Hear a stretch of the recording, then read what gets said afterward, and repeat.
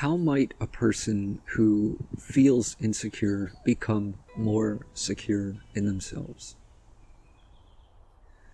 First of all, I think it's important to understand that just about everyone experiences feelings of insecurity to some degree or another. And it may not seem that way because we don't all express it in the same way.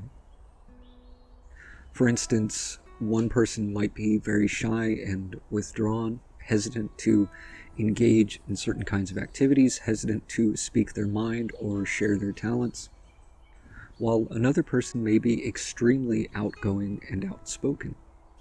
They like to be the center of attention. They like to show off.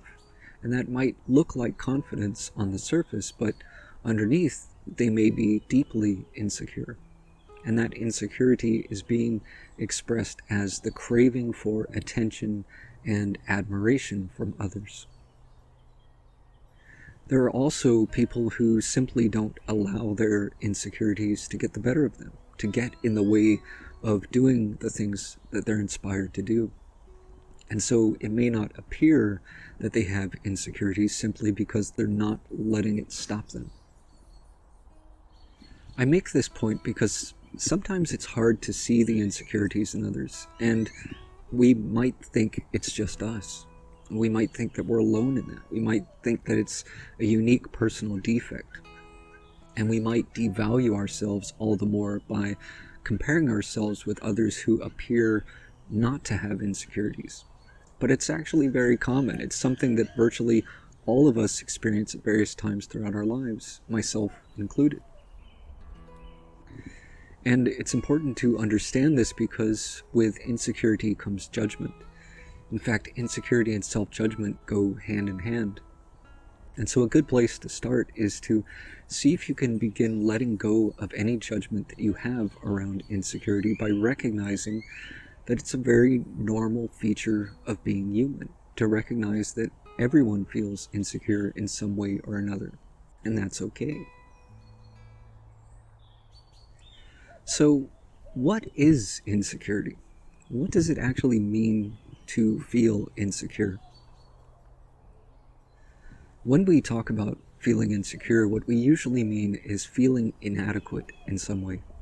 Maybe having some self-doubt, some uncertainty in regard to our capabilities, perhaps feeling unsure of ourselves, feeling as if we aren't enough in some sense, that we aren't good enough, or intelligent enough, or skilled enough, or attractive enough, or whatever it happens to be, that in some way we seem to be deficient. But deeper than this, there tends to be a sense of unworthiness, that because of our perceived deficiency, we're not worthy, or of little or no value. And so a common feature of insecurity is to seek validation from other people. And we might seek that in the form of praise and admiration. We might seek it in the form of love and affection. We might seek it in the form of attention or reassurance or sympathy. And there's really many ways that we seek to be validated. But even when we receive validation, we find that it doesn't last or it doesn't really saturate, which is to say that we never seem able to hold on to it, to secure it. And so it's a constant seeking. But this is essentially where the term comes from. Because to secure something means to possess it in such a way that it can't be lost or taken from you. It means that you've got a permanent hold on it.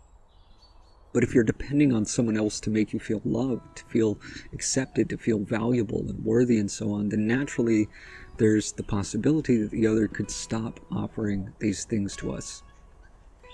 There's the possibility that as the source or provider of our sense of love and worthiness, that person could leave or be taken from us, or they could simply change their mind. They could decide that maybe you aren't worthy of their love and attention, respect or admiration, and rather than affirming our worth, they could diminish it.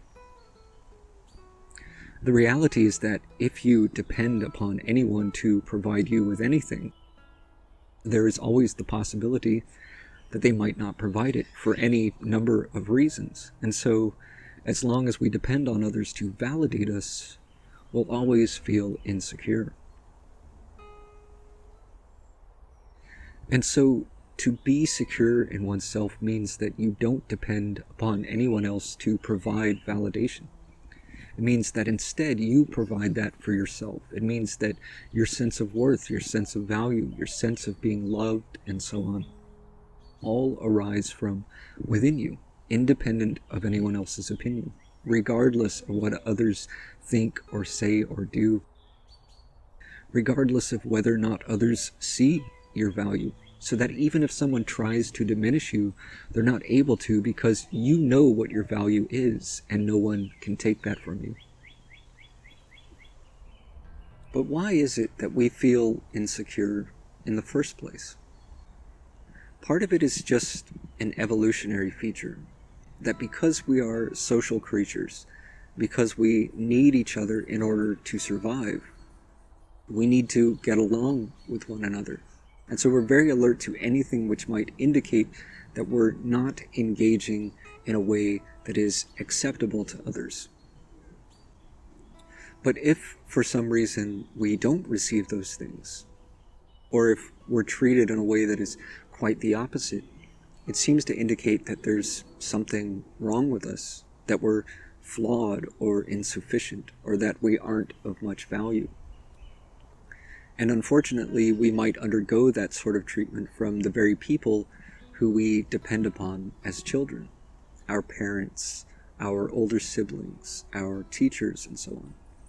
So even from a very early age, it might be instilled in us that we are unworthy, that we are deficient or defective, and not to suggest that it's true, because the way others treat us tends to have more to do with them than it does with us.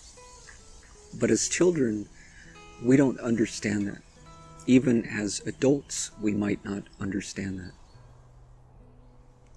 What I mean is that if a person treats you poorly, if they don't respect you, if they don't appreciate you, it's not necessarily an indication that you're doing something wrong.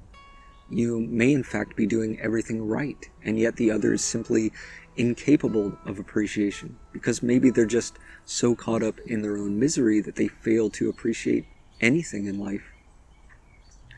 Or maybe they're incapable of loving you, not because you're unlovable, but because they don't know how to love. Maybe they don't even love themselves. Or maybe they criticize and condemn you because they're so insecure in themselves that the only way they feel any sense of relief from that, the only way they feel any sense of value, is by devaluing someone else. But unfortunately, we don't always see that. We don't always know what underlies another person's behavior. And we can be so quick to assume that it must be an indication of our own worth, our own value, when in fact it may have nothing to do with you at all. In many ways, we're conditioned to seek validation from others, to seek acceptance, approval, to seek after love. And even when we hear that all of this is available within us, it can still be very difficult to see it and to access it, especially when our habit is to seek it outside, because our attention is still focused outwardly. And it takes quite a bit of practice to reorient our attention inward. But even when we do turn within, what we may first encounter are the limiting beliefs that we hold in regard to ourselves, the negative self-talk, the inner critic, the shame and self-judgment that we carry. And all of that stands in the way of accessing the love that is deep within us. It's like the dragon that guards the treasure. So you have to become the hero in your own story. You have to face the dragon and defeat it. You have to defeat your own negative beliefs. And you do that by re-examining them, questioning their validity, seeing the fallacy in them. And the more that you do that, the more able you are to access that treasure within you. And once having accessed it, once you begin to see your own worth, your own value, once you begin to love and accept and appreciate yourself, the more that you tap into that, the more that you drink from that well within you, the less you feel the need for others to validate you. As you come to value yourself, you place less value on the opinions and judgments of others. You place less value on how others perceive you, so that even if someone rejects you, it doesn't affect you in the same way. Someone else's inability to love you doesn't mean that you're unlovable. Someone else's inability to treat you with kindness and respect doesn't mean that you aren't worthy of kindness and respect. Someone's inability to see your value doesn't mean it isn't there. It only means that they can't see it. And that may just be due to their own blindness. Now, I don't know if a person can be completely free of insecurity. I like to think that it's possible. But perhaps the only ones who are completely free of it are saints and psychopaths. Or maybe just psychopaths. Maybe even saints feel insecure at times. Who knows? But at the very least, we can be aware of our own insecurities. We can take notice of them when they arise, and to notice the kinds of thoughts and beliefs which give rise to them without assuming that they're true.